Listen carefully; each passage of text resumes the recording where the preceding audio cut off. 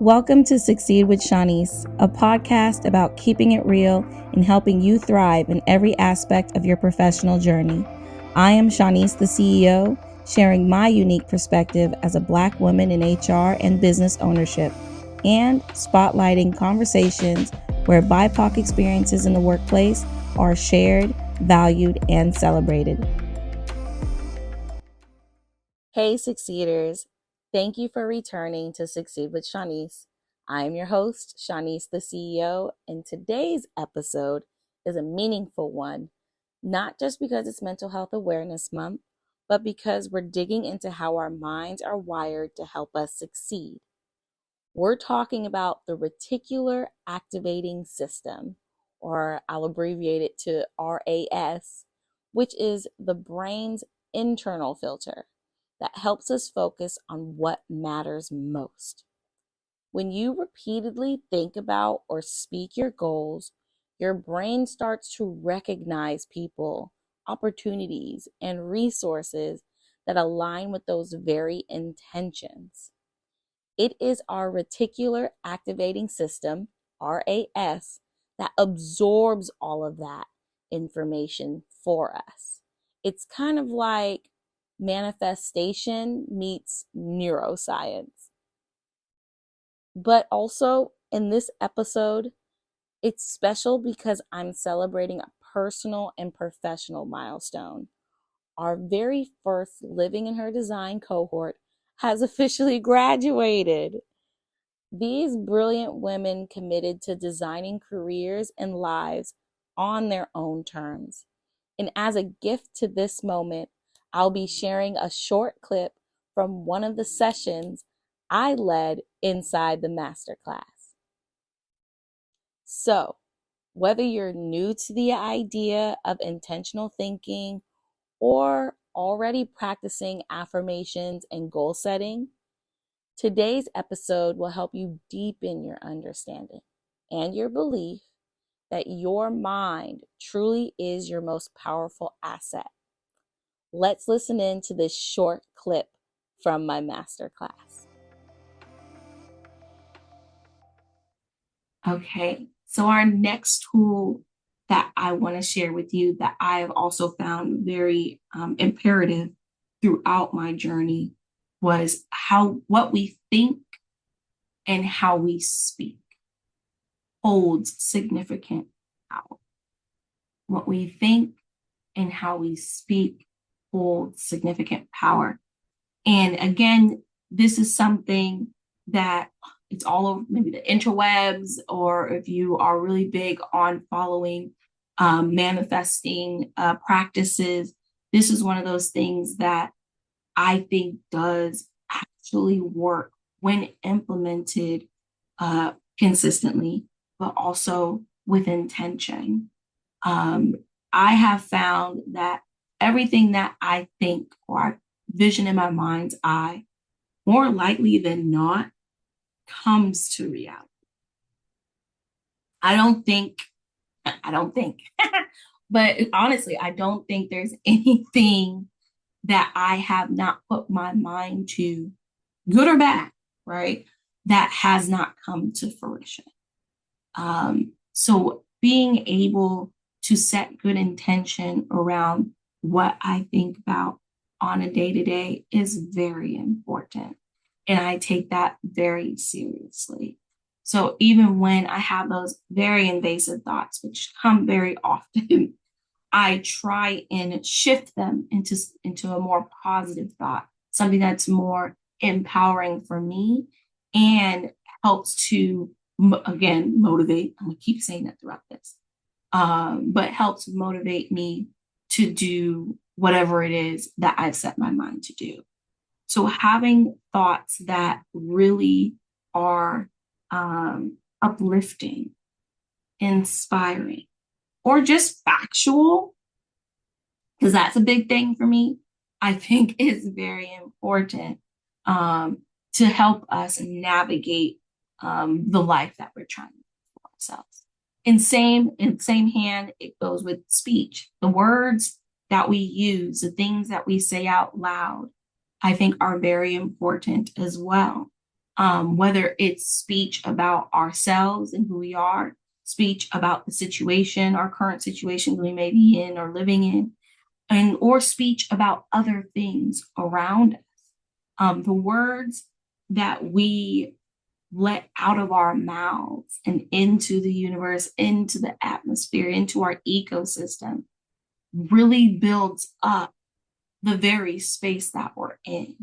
So I always encourage loving words. I always encourage, now the church, breathing a life into not just ourselves, but everything around us. And when I say breathing life, but speaking words that actually give new life to things, give movement and spark and inspiration, rather than stagnation or deading it, as the young people would say. So really being intentional about our thoughts and our words is very important. And here's the science. Y'all know me, I love doing research, and I identified the science around manifestation and all of the different components that are incorporated in that, right? So on this slide, you'll see a very detailed description on what the reticular activating system is. But in a nutshell, feel free to read as I speak. But in a nutshell, it really is just what we think and what we say. It's that process in how our brain pulls in that information and uses that to build new information, right? Or new patterns within us. So you may have heard of the practice of, now the practice went away, wait from my mind, but the practice of untangling our mind or clearing out our mind's eye, or rewiring some of the old patterns that we may have. Well, all of that ties into the reticular activating system, because what we're doing is that filter in our brain has captured all of this information throughout the years, all of the things that we were doing, whether voluntary or involuntary, all of the things that we were receiving from society, really just got put into this filter. And the brain's like, okay, let me calculate how to build this into our habits, into our patterns, into our overall makeup and behavior. And unfortunately, again, whether voluntary or involuntary, some of the information that the brain receives, it doesn't know whether it's good or bad for us. It just knows that it keeps coming and it has to do something with it. So when I read this research, I was like, oh, there's power in that, right? There is a way for us to train our brain through the information that we give it to build out the behaviors that we want to do and that we want to see for ourselves. And that starts with, again, speaking life and thinking good thoughts. And when we do that consistently and on a repetitive basis, it allows our brain to try and filter out all of that old stuff that we kind of didn't want in there and substitute it for the new things that we do want to build upon. Also, as we're thinking about the brain and the body, there is the other concept of neuroplasticity, right? Again, it's kind of in the name. It's this, I'm very visual, so work with me. But it's this process where our brain's neurons, all of the sparks that are going on, are literally stretching and releasing. So tightening and releasing every single time information comes in. So as you are affirming yourself, I am worthy, tighten and release, tighten and release. I am successful, tighten and release, tighten and release. All of these things that we are putting into that filter is building itself up. Because every single time you tighten and release, it gets stronger and stronger. And so I ask or implore you to start using that tighten and release process, that strengthening process. Put some good stuff in there.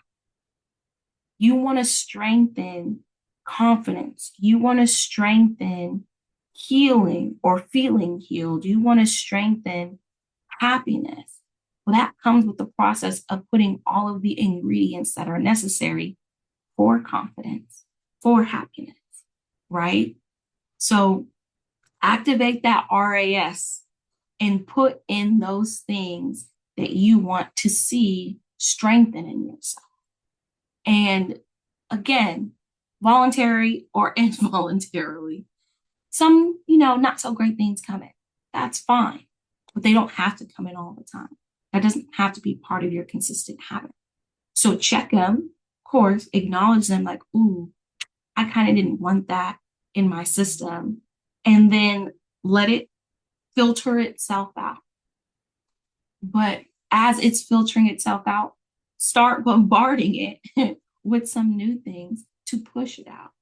New things that are positive, that are affirming, and that really practice thought and speech in a way that reframes and empowers you. I have this pie chart here. It literally is a visual. There is no statistics embedded in this visual. It is just for inspirational purposes. But I always saw that these five different areas, five different areas help me in practicing how to manifest in a way that really, again, strengthens my brain to be able to only adopt and include those things that are positive to me. Those five things are visualizing my goals daily. My vision board is on my phone. I have another vision board on my laptop. I'm always reminding myself of what my goals are and what my overarching outcome should be for me and for my life. So I try to regularly visualize what those goals will look like. Like, what do I look like in that space? What do I see all around me in accomplishing that goal? And that helps my brain to then see, well, this is the only thing we need to be focusing on. This is the very thing that we need to make sure everything around us is in alignment with. So 1, visualizing goals. 2, affirmations. Don't need to explain that. Again, positive words, positive thought. So being able to tell myself, I am worthy, I am healed, I am happy. Those I am affirmations, which I have seen thesis statements of affirmation. Whatever that process is for you, however you pump yourself up, do that daily too. Even if it's while you're brushing your teeth, that's usually what I'm doing. Or because I have a mirror in front of me, so it's easier for me to talk to myself and as I said it out loud. That's really what affirmations is.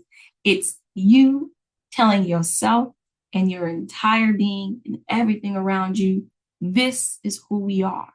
And I am affirming that this is who we are or where we are going.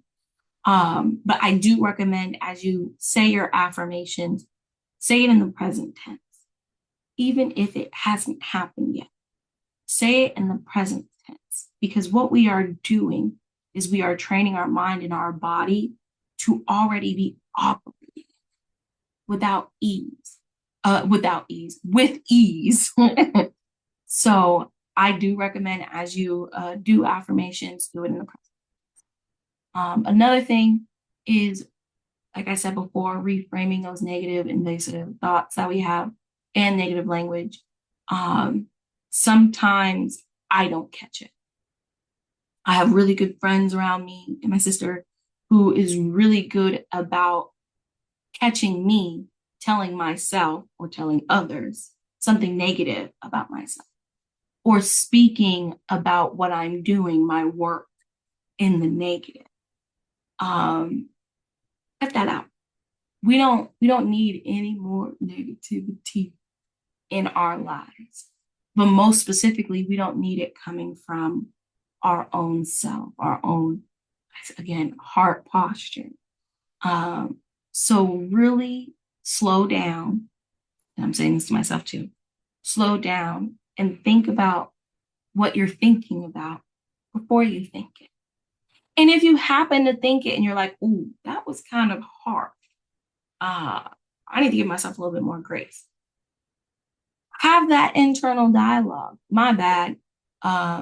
Recalibrate what I meant to think was, or what I meant to say was. Take that time because you're not only, again, saying it out to the universe, but the RAS is picking it up. Your muscle memory of your body is picking it up and adopting it. Again, doesn't know what to adopt and what not to adopt. Tell it, right? So reframing our negative thoughts and speech is very important. 4, speak. Oh, I got ahead of myself. But here we are. Speak as if your goals are already achieved. So again, present tense, everything. You are already where you want to be. Speak that. Say that. Because you are then telling your body, we are not going to operate where we were. We're operating where we want to be. And we're going to do that right now. So speak all of your goals out loud, but speak it in a way that the goals have already been achieved, even before they have. And lastly, keep the faith, whatever faith looks like for you, but be encouraged that it will come in due time. Everything has its own timeline, as we previously discussed. But because you are moving towards that very thing that you want, that should be faith enough for you because you have faith in yourself to be able to get there. So again, whatever faith looks like for you, make sure you keep that within your 5 components wheel for practicing good and intentional manifestation.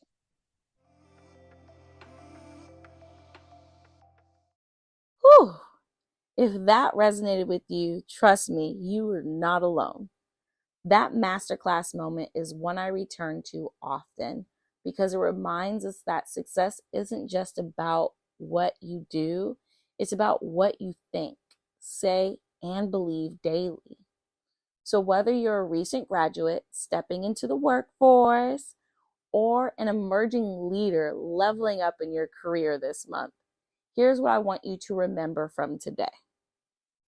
Visualize your goals daily. Your brain responds to imagery, so give it a vision worth chasing. Use affirmations. Speak to yourself with clarity and with confidence. Reframe negative thoughts and language. You are not your fears. You are your future. Speak as if your goals are already achieved. Shift from the I hope to I am. And finally, keep the faith. Even when it's hard, even when it's quiet. Actually, especially when it's quiet. Keep your faith in yourself. This is how we train the reticular activating system to work in our favor. This is how we manifest with true, genuine intention. So I'd love to hear what part of this episode spoke to you most. Drop a comment, share your favorite takeaways, or just tell me which affirmation you're using this week. Let's continue the conversations because you're not just listening, but you're leading. And I want to make sure that I'm there for you throughout your journey.